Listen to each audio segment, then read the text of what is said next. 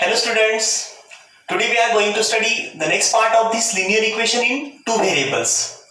In the last lecture, we studied about linear equation in two variables. That means what is the meaning of linear equation in two variables and how to identify its general form also and how to identify linear equation in two variables. म्हणजे आपण त्याचा general form बघितला आणि ते कशा ओळखायच्या ते last lecture मध्ये बघितलं आपण. आता यामध्ये आपल्याला काय बघायचं बघा, हाऊ टू सॉल्व, कसं सॉल्व करायचं लिनियर इक्वेशन्स ना ते आपण बघणार आहोत.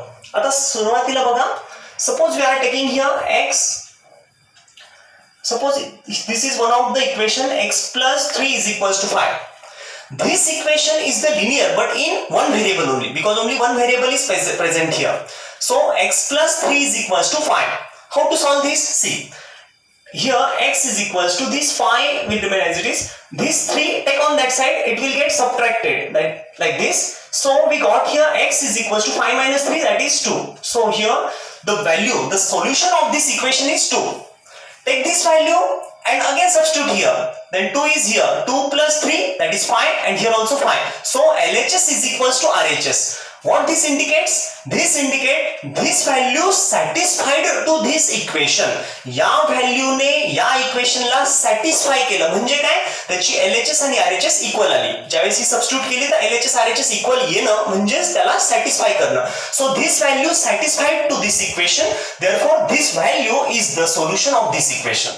आता याचा जर आपण ग्राफ ड्रॉ केला, suppose this x and y coordinate system in which x equals to 3. Suppose 1, 2, 3 and so on. Here -1, -2 and this is origin 1, 2 like this. See, x equals to 2, that will be line like this which will be parallel to y axis. हे तुम्ही 9th मध्ये शिकलेला आहात ह्याचा geometrical त्याचा graph कसा आहे. Now we will see the next. आता आपण दुसरं बघूया, x plus y is equals to suppose 7. आता हे equation, this is linear equation in one variable, this is linear equation in two variables. Now here x and y, there are two variables and degree of this equation is 1. Therefore it is a linear equation in two variables. Now see this y and take this x on that side, that will get subtracted like this. So we got y is equals to 7 here and this x on that side here. In last lecture I told you this is independent variable. म्हणजे हा आपल्या मनावर आहे, ह्याची कुठली value घ्यायची, कुठली value आपण सबस्टिट्यूट करू शकतो, त्याची करस्पॉन्डिंग आपल्याला y ची व्हॅल्यू. म्हणजे हा independent variable, this is dependent. Now see here we saw like this chart in which we took here the value of x, here y and here x comma y. Suppose we are taking here y. See, first suppose we took here x is equals to 2.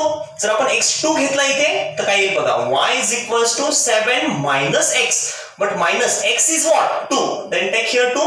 So 7 minus 2 is 5.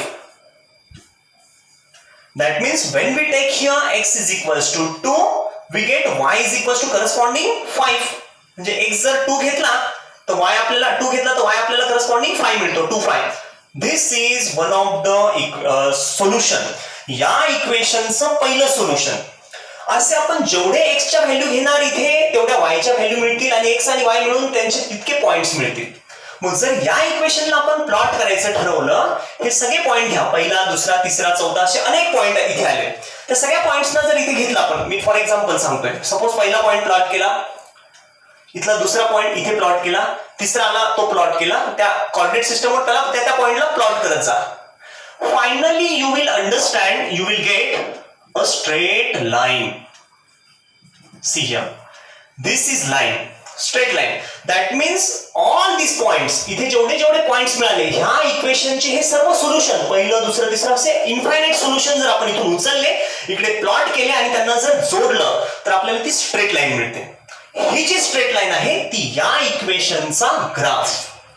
मग ह्या इक्वेशनमुळे आपल्याला straight line हा graph मिळाला, म्हणून या इक्वेशनला जर line मिळते म्हणून ही लिनियर. हे लिनी शब्द, ह्याच्यात जो लाईन शब्द सांगितलाय मी, या इक्वेशन पासून जर तुम्हाला लाईन मिळते ही, therefore it is linear equation which gives line. जिच्यामुळे आपल्याला लाईन मिळते म्हणजेच ती लिनियर इक्वेशन. म्हणजे या इक्वेशनला इन्फायनाइट सोल्युशन आणि या लाईनला इन्फायनाइट पॉइंट्स, म्हणजे हे सगळे सोल्युशन इथं बसलेत म्हणजेच त्या लाईनचे ते पॉइंट झाले.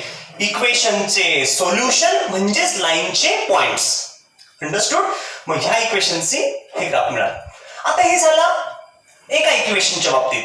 मग इथे इक्वेशन एकच इक्वेशन आहे, पण आपल्याला आता जे तुम्हाला स्टडी करायचंय सायमल्टेनियस इक्वेशन. मग सायमल्टेनियस इक्वेशन जर आपण बघितलं तर सायमल्टेनियस इक्वेशन मध्ये एकच राहील का, तर त्यामध्ये एकापेक्षा जास्त इक्वेशन्स येतात. मग ह्या जास्त येणाऱ्या इक्वेशनचा कॉमन सोल्युशन आपल्याला फाइंड करायचंय.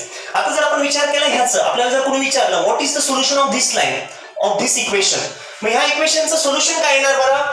या इक्वेशन मध्ये लक्षात घ्या, या इक्वेशनचं आपल्याला सोल्युशन जर विचारलं तर आपल्याला काय पहिलं दुसरं तिसरं असे कितीतरी सोल्युशन सांगता येतील. म्हणजे आपल्याला फिक्स सांगता येईल का, या टाइपच्या क्वेश्चनला म्हणायचं ओपन एंडेड, म्हणजे कुठलंही सोल्युशन आपण सांगू शकतो. बट फॉर युनिकनेस जर आपण दोन लाईन घेतल्या, लक्षात घ्या बरं का, आता मी नेक्स्ट सांगतो तुम्हाला 2 लाईन्स.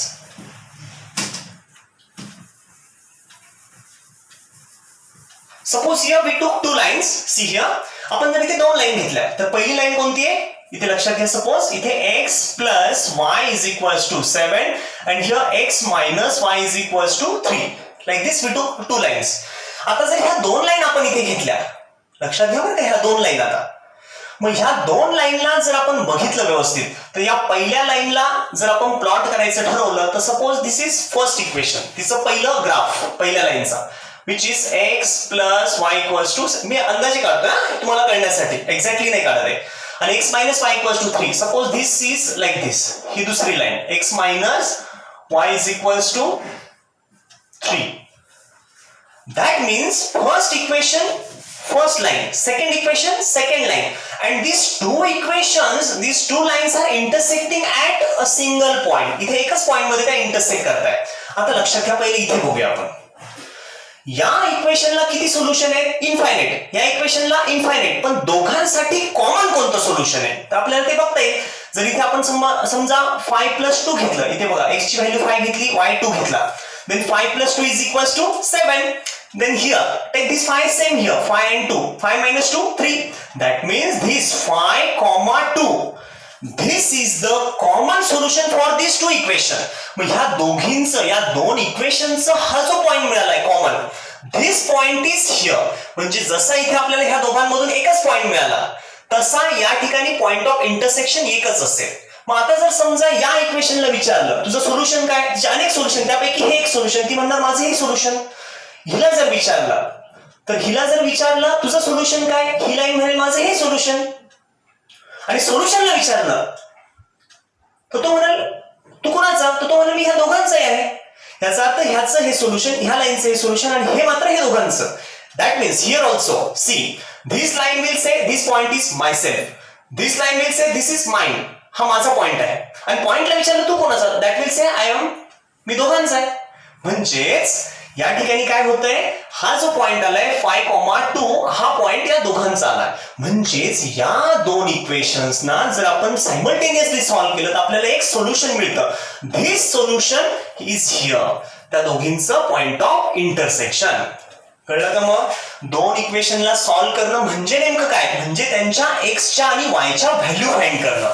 इथे एक्स आणि वायच्या व्हॅल्यू ज्या कॉमन मिळाल्या दोन इक्वेशनच्या, अशा दोन इक्वेशन्सना आपण म्हणतो simultaneous equations. Simultaneous equations, simultaneous equations here in 2 variables. आता इथे 2 व्हेरिएबल मध्ये आहेत, इन 2 व्हेरिएबल्स. आता हे तुम्हाला लक्षात आलं असेल बघा, सायमल्टेनियस इक्वेशन्स इन 2 व्हेरिएबल्स.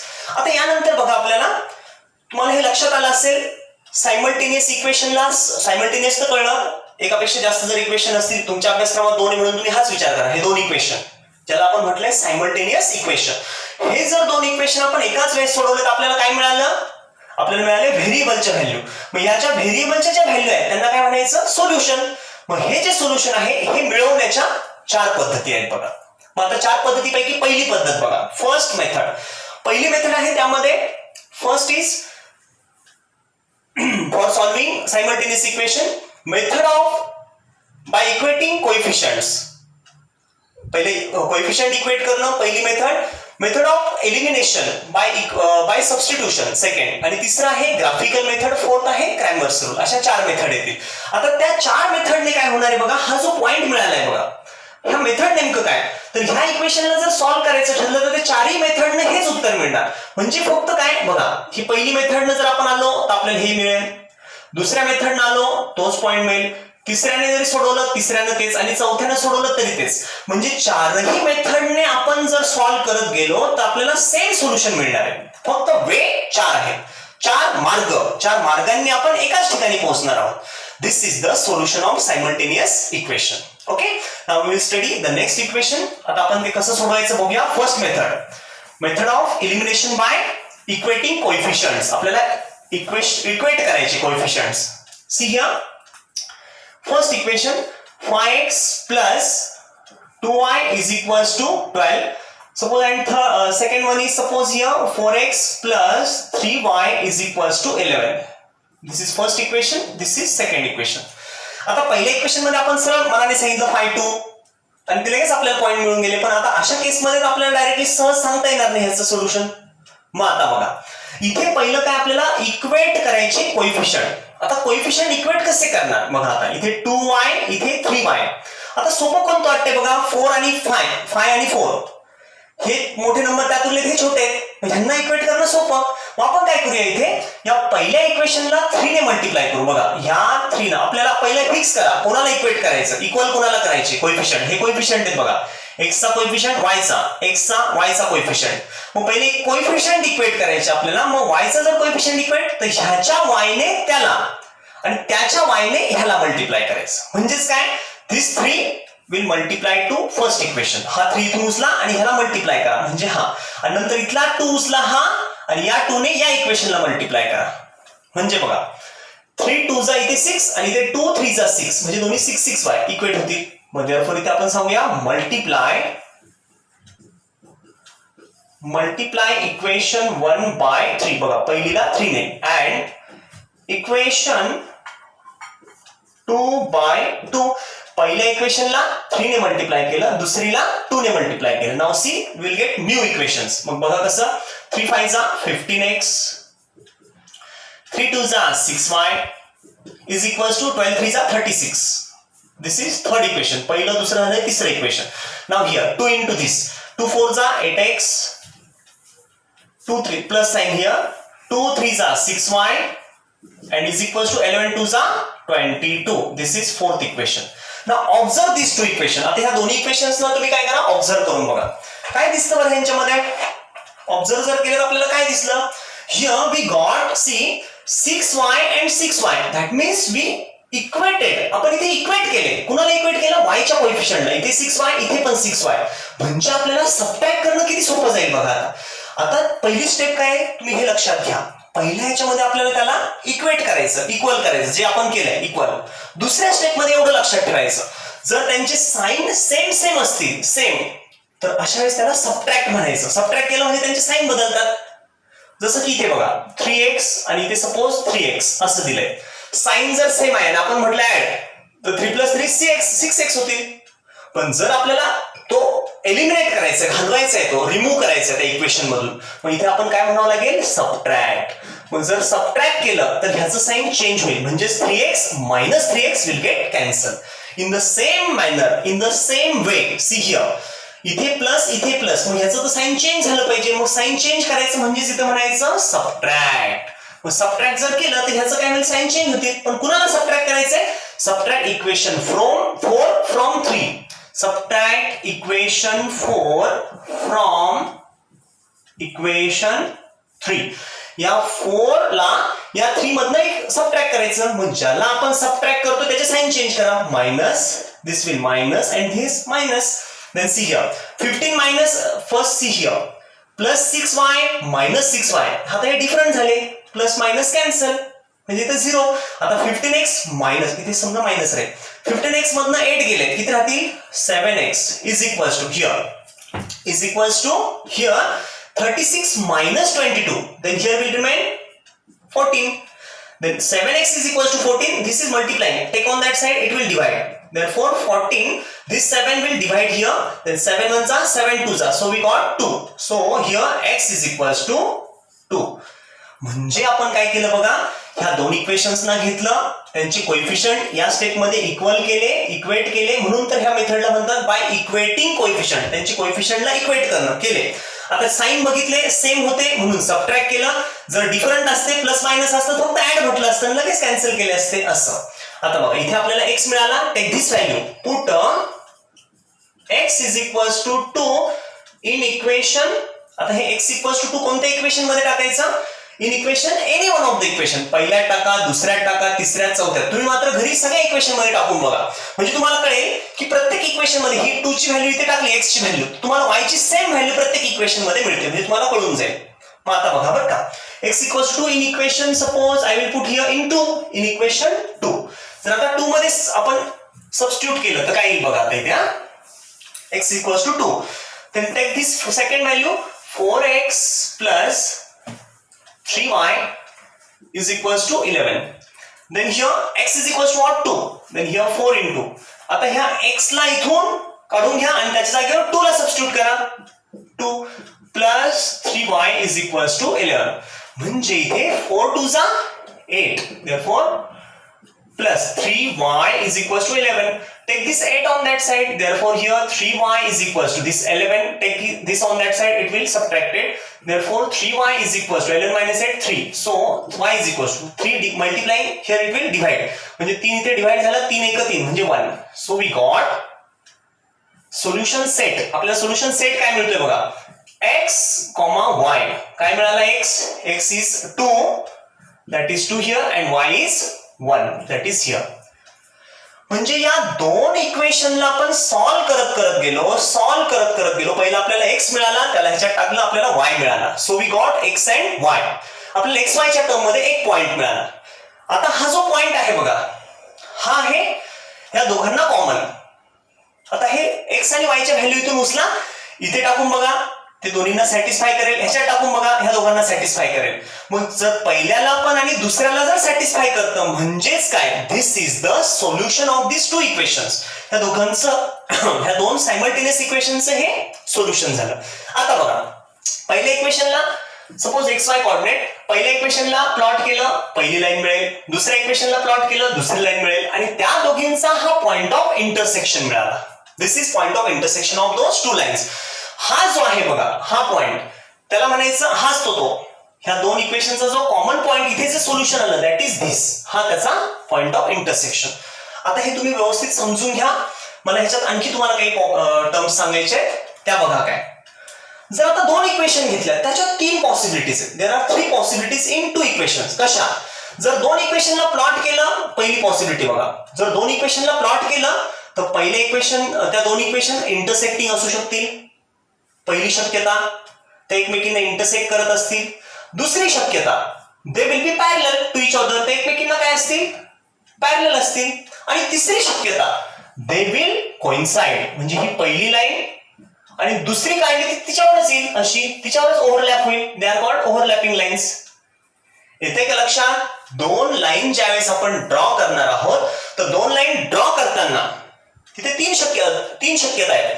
पहिली शक्यता, त्या 2 लाईन पासून मिळणारे जे ग्राफ आहेत, त्या ज्या लाईन आहेत, दे विल इंटरसेक्टिंग लाईन्स, और दे विल बी पॅरलल लाईन्स, और दे विल बी ओव्हरलॅपिंग और कोइन्सिडेंट, एकावर एक येतील त्या. असं जर असं आलं तर सोल्युशन किती येतील? एकच solution, because they are intersecting in only 1 point, 1 solution.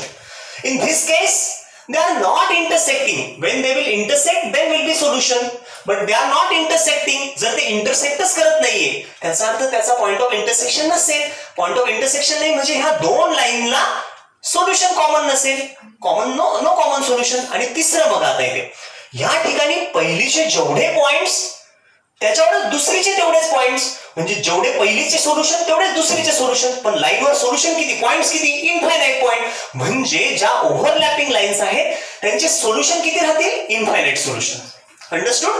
Now see the next part. आता ह्याच्यामध्ये नेक्स्ट पार्ट आपण आणखी एक क्वेश्चन बघूया.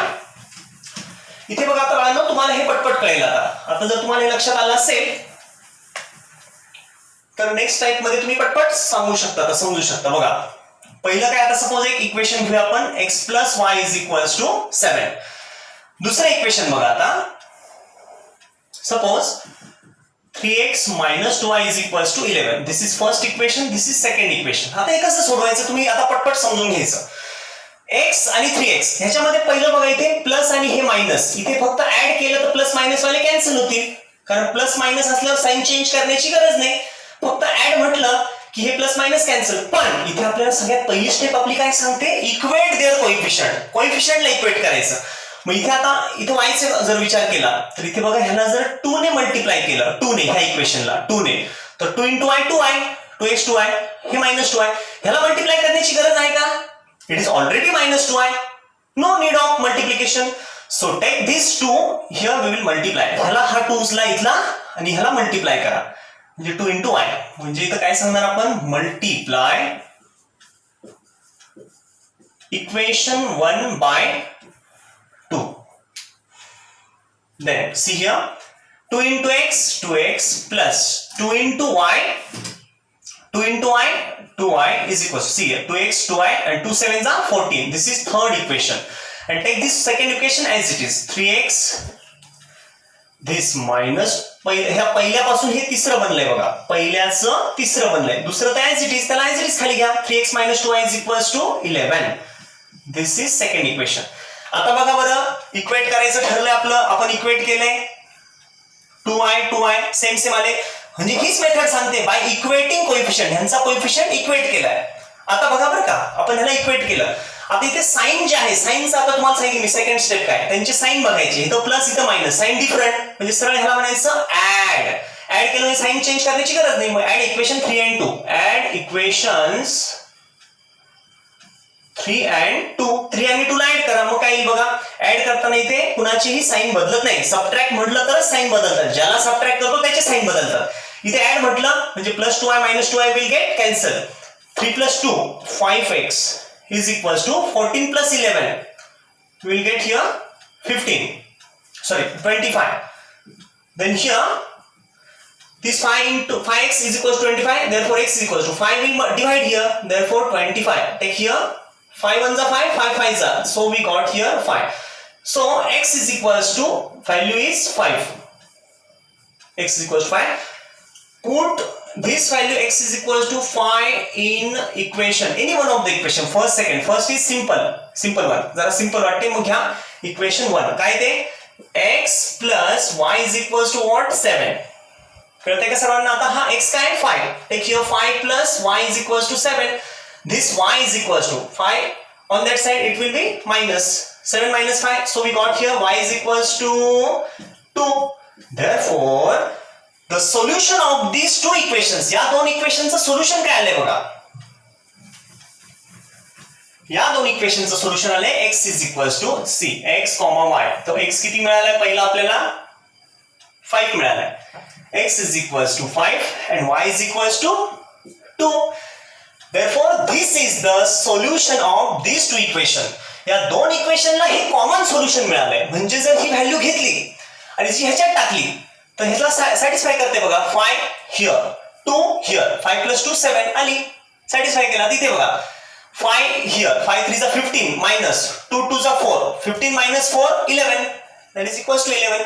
That means this value is satisfying to these two equations at the same time. Therefore these two equations are having this common solution. म्हणजेच या equation, दोन इक्वेशनचे हे दोन असे जर ग्राफ बनले तर त्या दोघांचा पॉइंट ऑफ इंटरसेक्शन जो पॉइंट असेल दॅट इज दिस. हेच त्याचं सोल्युशन. या सोल्युशनला म्हणायचं which is the point of intersection of this two lines, this. म्हणजेच आपण आता या ठिकाणी बाय इक्वेटिंग कोइफिशियंट्स हे बघितलंय. आता नेक्स्ट ह्याच्यामध्ये मी तुम्हाला आणखी त्याचे एक 10 ते 12 एक्झाम्पल सॉल्व्ह करण्यासाठी देणारे ग्रुपवर टाकतो मी, तर ते सगळे तुम्ही सोडवायचे आणि जे डाऊट असतील ते मला तुम्ही विचारू शकता. ओके, तर या ठिकाणी आपण आता थांबूया कारण आपल्या व्हिडिओची काही क्षमता आहे. नेक्स्ट लेक्चरला आपण पुढचा पार्ट बघूया ह्याच्यातला. Okay, thank you students.